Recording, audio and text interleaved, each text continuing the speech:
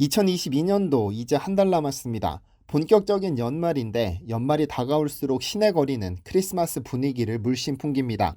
예쁜 조명에 알록달록 반짝이는 크리스마스 트리는 연인들을 하루 종일 들뜨게 만들기 마련인데, 종교를 막론하고 연말거리를 밝히는 크리스마스 트리는 동서양을 막론하고 하나의 문화로 자리 잡은 지 오래입니다. 그런데 이 크리스마스 트리 중 명품으로 꼽히는 구상나무라는 것이 있습니다. 아무래도 크리스마스라는 것이 서양에서 유래한 기념일이다 보니 이 트리 역시 외국 종자로 생각하는 분들도 계시지만, 학명에서 알 수 있듯 이 나무는 한국 고유의 종입니다. 1917년 미국의 어니스트 윌슨이라는 식물학자가 한국을 방문해 제주도에서 이를 발견하고, 1920년 아놀드 식물원 저널 1권 사모를 통해 한국에서 온 신종 침엽수 4가지라고 소개한 덕분에 서양에 알려지게 됐죠. 윌슨은 해당 논문에서 이 식물은 한반도 남부에 위치한 지리산과 화산섬 제주도에 분포하는 종으로 한국 식물 중 가장 흥미있는 종이며, 수형이 피라미드형이고 수피가 깊게 갈라져 거칠고 포린이 젖혀지는 특징을 갖는다고 쓰면서 구상나무는 한국에서 유래했음을 명시했는데요. 참고로 구상나무라는 이름은 제주도 방언 쿠살랑에서 유래했는데, 쿠살은 성게, 낭은 나무를 의미합니다. 잎이 가지에 달린 모습이 성게와 닮아서 붙은 이름인데, 이후 윌슨은 이 씨앗을 하버드대 식물원에서 발화시킨 후 다시 개량해 여러 품종을 개발해냈죠. 현재 서양에서는 이 구상나무를 코리안 펄라고 부르는데, 실외 트리로는 독일의 가문비 나무가, 실내 트리로는 구상나무가 큰 인기를 끌고 있습니다. 인간이라는 존재가 자유로운 이동이 가능해지면서 한국 고유의 종이 외국에서 자란다면, 반대로 외국 고유의 종이 한국에서 자라 새로운 시장을 형성하는 경우가 있는데, 오늘의 주인공이 그렇습니다. 제주도를 방문하는 방문객의 대부분이 적어도 한 번씩은 맛보는 명물 중의 명물인데, 지금으로부터 약 32년 전 제주도의 한 농부가 접붙인 나무 한 그루를 농장에 꽂아두면서 시작됐습니다. 32년 전 제주도로 시간여행을 떠나보겠습니다.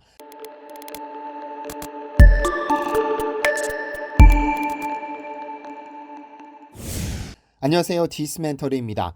개인적으로 소주를 너무 사랑하는 저는 늘 안주형 음식을 좋아합니다.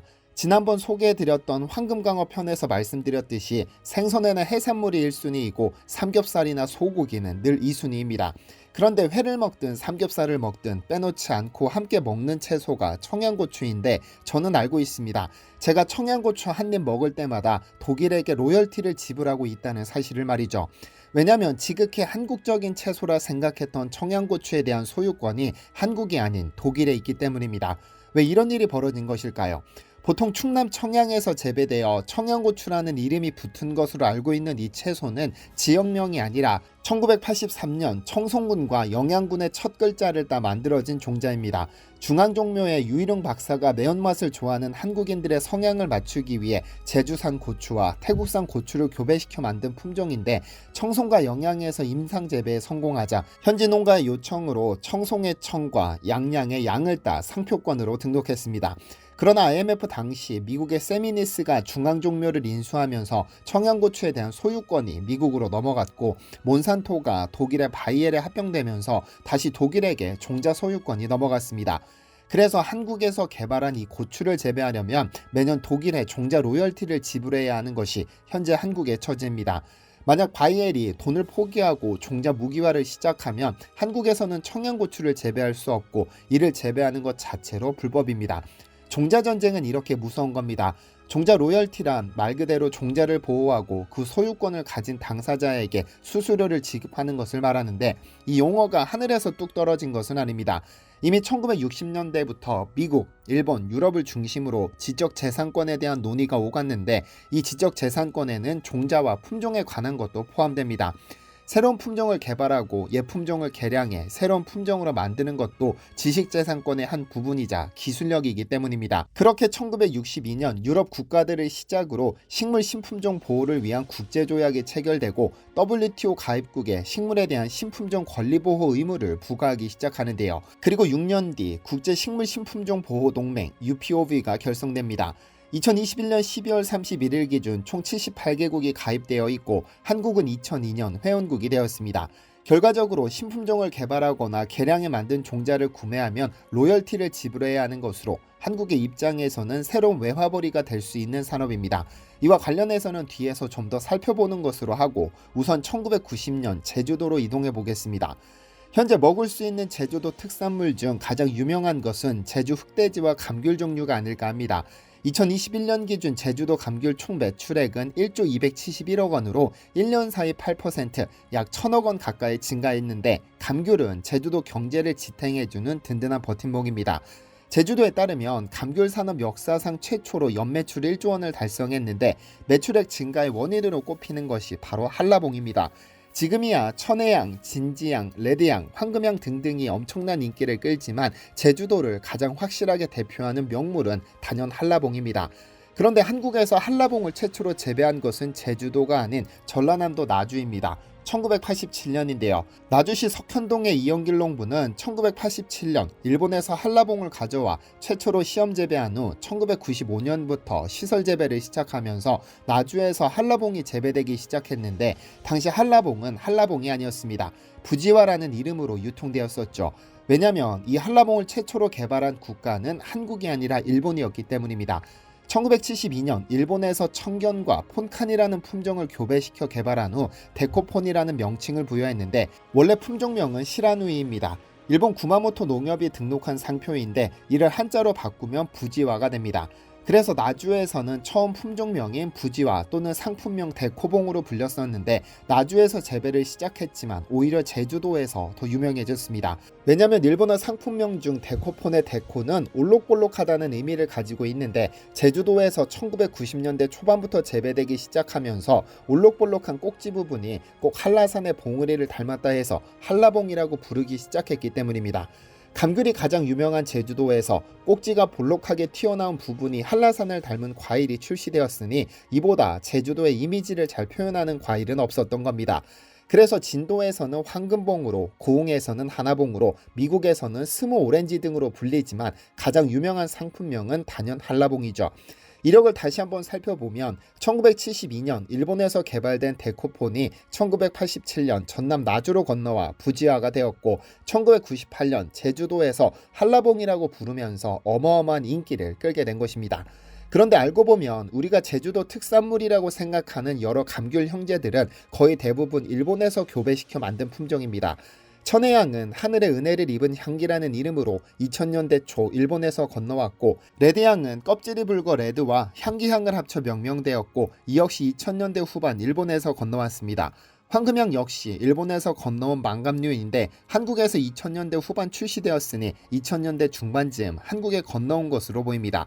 그런데 이미 한반도에서 옛날부터 귤을 재배했다는 기록도 남아 있습니다. 고려시대 문종 6년의 문헌에는 제주 감귤을 곡물로 진상했다는 기록이 남아 있는데 1894년에 들어서 갑오개혁으로 곡물제도가 폐지되면서 제주도의 감귤나무는 전부 버려졌죠. 그러다 신품종이 들어온 것은 1911년인데 천주교 서흥성당에 거주하던 엄답계 신부가 일본에 있는 친구에게 보낸 제주 벚나무에 대한 답례로 14그루를 보내왔고 그중 한 그루는 아직도 남아 귤을 수확하고 있다고 하죠. 사실 귤은 워낙에 족보가 복잡하지만 최근 우리가 즐기는 감귤류는 대부분 교배종입니다. 고급화시킨 제품들인데 대부분은 일본에서 개발했습니다. 순수 귤이 10월부터 2월까지 수확한다면 만감류, 즉 완전히 익을 때까지 기다렸다 수확하는 감귤들은 추수기가 더 늦습니다. 한라봉과 천혜향이 1월에서 4월, 레드향이 1월에서 3월, 진지향이 2월에서 5월, 한라향이 4월에서 10월, 황금향이 7월에서 12월로 1년 내내 제주도에서는 감귤류가 생산되고 있습니다. 괜히 제주도가 감귤 생산의 메카라고 불리는 것이 아니죠. 그런데 좀 의아한 일이 있습니다. 제주도가 감귤류의 성지로 불리게 만든 한라봉은 일본에서 개발되었으나 제주도 농가들만 돈을 긁어모으고 있다는 점입니다. 종자 로열티 한 푼 지급하지 않고 말이죠. 초입에서 설명드렸던 국제식물신품종보호동맹 UPOV는 2012년부터 모든 작목을 품종보호 대상 작물로 지정했고 여기에 가입된 한국은 분명 로열티를 지급해야 할 것인데 아직까지 단 한 푼도 지급하지 않고 있습니다. 왜 이런 일이 벌어진 것일까요? UPOB 조약에 따르면 육종권자는 자신이 개발한 품종을 보호받기 위해서는 과수나 묘목은 품종보호권 등록일로부터 25년간 자신이 개발한 품종에 대한 권리를 누릴 수 있으며 25년이 지나면 그 보호권이 소멸되어 누구나 자유롭게 이용할 수 있습니다. 또한 개발한 지 25년이 지나지 않은 신품종 작물을 구입해 재배하려는 국가에 로열티를 요구할 수 있는 권리를 인정하고 있으므로 그 기간 내에 이를 재배하고 싶다면 로열티를 지불해야죠. 하지만 한라봉으로 불리는 데코포는 일본에서 1972년에 개발되었고 이미 25년이 훌쩍 지난 상황입니다. 품종보호 등록을 하지 않았고 이미 그 보호기간도 지났기 때문에 이제는 누구나 자유롭게 한라봉을 재배할 수 있는 겁니다. 여기에 만일 자국이 아닌 외국에서도 품종보호권을 행사하려면 그 국가의 관련법에 의거 품종보호 출원을 통해 품종보호권을 허가받아야 하지만 한국에는 종자산업법이 존재했지만 데코폰을 국내에 품종보호 출원을 신청하지도 않았습니다. 재배하는 것에 아무런 문제가 없는 겁니다.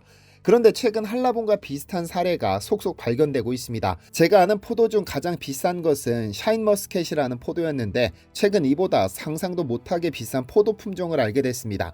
루비로망이라는 품종인데 이는 현재 세계에서 가장 비싼 포도로 알려져 있습니다.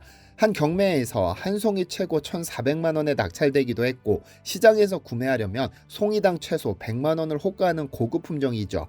그런데 최근 한국과 일본 사이에 이를 두고 기싸움이 시작됐습니다. 루비로망은 일본의 이사카와 현에서 육성해 2007년에 품종 등록했는데 육성권자인 이사카와 현이 한국에서 품종 출원을 하지 않은 상태로 한국으로 묘목이 유출됐습니다. 그리고 한국 시장에서도 가뭄에 콩나듯 루비로망이 등장했는데 일본이 이에 대해 불법으로 유출됐다고 반발하고 있는데요. 그렇다면 이는 한국이 잘못한 것일까요? 일본의 실수일까요? 국립종자원에 따르면 현재 국내에서 루비로망을 재배하는 것에는 법적으로 아무런 문제가 없습니다. 왜냐하면 UPOB 조약에 따르면 새 품종 개발자가 품종 보호를 받으려면 국가별로 품종 등록을 실시해야 하고 품종 등록된 것은 무단 재배가 금지됩니다. 등록 기간은 묘목이 농가에 양도된 날로부터 6년까지인데 그 기간 안에 품종보호 등록을 마쳐야 재배자로부터 로열티를 받을 수 있습니다.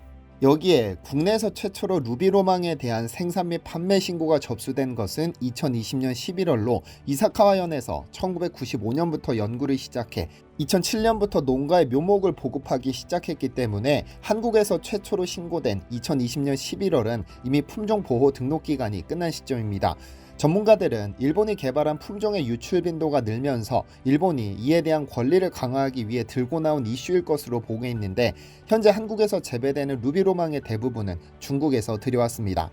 2008년부터 일본 시장에서 루비로망이 판매되기 시작했고 베트남 등지로 수출되면서 국내 종묘업자들이 이 루비로망의 존재를 알게 됐는데요. 하지만 루비로망은 일본 내에서도 이사카와현 특산물로만 기르는 포도이기 때문에 타 지역은 물론 타 국가로의 유출은 제한됩니다. 그러다 확인할 수 없는 경로로 중국에서 루비로망이 유통되기 시작했고 국내 종묘사 및 개별 농가들이 제2의 샤인머스켓을 찾는 과정에서 한국까지 들어오게 된 겁니다. 그러니까 보호기간 6년이 지나지 않은 상태에서 묘목이 무단으로 유출됐다면 이는 일본의 관리 허술인 것이고 만약 문제가 발생했다면 중국에게 항의해야 할 문제인 겁니다. 그런데 일본 입장에서 보자면 상당히 황당한 사태에 대한 일본의 조치가 재미있습니다. 지난 10월 4일 이사카와현이 한국특허청에 루비로망에 대한 상표 등록을 출원했기 때문입니다. 국내의 한 종묘회사는 전라남도의 한 사업자가 루비로망이라는 이름에 대해 상표권을 출원해 독점적 권리를 누리려 하자 이에 불만을 품고 특허 심판원에 심판을 청구해 무효로 만들어버렸는데 이 사실을 포착한 이사카와현이 서둘러 한국특허청에 상표 등록을 신청한 겁니다. 당시 특허 심판원은 루비로망이라는 이름이 일본에서 사용되는 상표와 표장, 상품이 유사해 혼돈을 불러올 수 있다는 이유로 등록을 취소했는데 일본 현지 언론에 따르면 이사카와현은 지난 9월 한국의 특허 심판원에서 상표권 등록을 무효로 만들어버리자 이 사실을 접하자마자 서둘러 상표권 등록 절차를 밟았다고 하는데요. 즉 재배하는 것이 문제가 되는 것이 아니라 루비로망이라는 이름을 사용하려면 사용료를 지불하라는 것이죠. 이제 앞으로 한국이 루비로망이라는 이름을 붙여 판매하거나 제3국으로 수출할 때도 법적 조치가 가능해지는 겁니다. 하지만 일각에서는 상표 등록 가능성을 낮게 점치고 있습니다. 한국에서 상표권이 취소된 것은 다른 곳에 준다는 의미가 아니라 이 이름에 대한 권리를 향유할 수 없다는 의미이고 또한 2020년 국내에서 생산 및 판매 신고가 된 상태로 이미 널리 재배되고 있습니다. 그러므로 널리 사용되는 품종에 대한 독점적 권리를 그것도 일본에게 허용해주기는 어렵다는 것입니다. 지난 2020년 12월 일본 정부는 한국에 일본의 식물 자원을 빼앗기지 않겠다고 선언하며 일본법 개정에 나섰습니다. 당시 일본 국회를 통과한 법은 종묘법인데 2021년부터는 육종권자가 종묘를 판매하며 재배 지역을 한정할 수 있도록 허용했습니다. 즉 일본인이 직접 개발하거나 일본 내에서 개발된 종자의 해외 유출을 원천적으로 차단하겠다는 겁니다. 따라서 판매가 아닌 재배를 목적으로 하더라도 이 품종의 재배를 일본으로 한정했다면 씨앗이든 모종이든 묘목이든 해외로 반출할 수 없게 됐는데요. 이러한 법 개정을 서두른 이유는 샤인머스켓을 포함해 일본이 개발한 수많은 품종이 해외로 유출되는 사례가 급증했기 때문입니다. 개정 전 종묘법은 정식으로 구입했다면 해외로 반출되는 것을 금지시키지 않았으나 이제는 해외로의 반출을 적극적으로 제한하기 시작한 겁니다. 일본의 사례에서 알 수 있듯이 씨앗을 가진다는 것은 배고픔을 담보로 하는 파워를 갖는 것입니다. 만약 이 씨앗이 쌀이나 밀과 같은 주식과 관련된다면 상당히 심각한 문제가 발생할 수 있죠. 현재 이 씨앗, 즉 종자에 대한 중요성은 날로 높아지고 있습니다. 일례로 파프리카의 경우 금보다 비싼 상황입니다. 3.75g에 무려 45만원으로 대부분 네덜란드가 로열티를 가져갑니다. 만약 네덜란드가 마음먹고 판매를 금지시킨다면 전 세계 그 어디에서도 마음 놓고 파프리카를 먹을 수 없게 되는 건데요. 아직까지 한국은 세계 시장에 내놓을 만한 종자를 보유하고 있지는 않지만 끊임없이 종자 개발에 힘쓰고 있습니다. 한국이 세계 시장을 장악하는 날이 오더라도 일본의 사례를 반면교사로 삼아 철저한 대비가 필요하겠습니다. 디시멘터리에서는 여러분의 제보를 기다립니다. 제 채널에서 다뤘으면 좋겠는 뉴스 또는 널리 알려졌으면 하는 영상은 디시멘터리 네이버.com으로 보내주시면 소중히 제작하겠습니다. 시청해주셔서 감사합니다.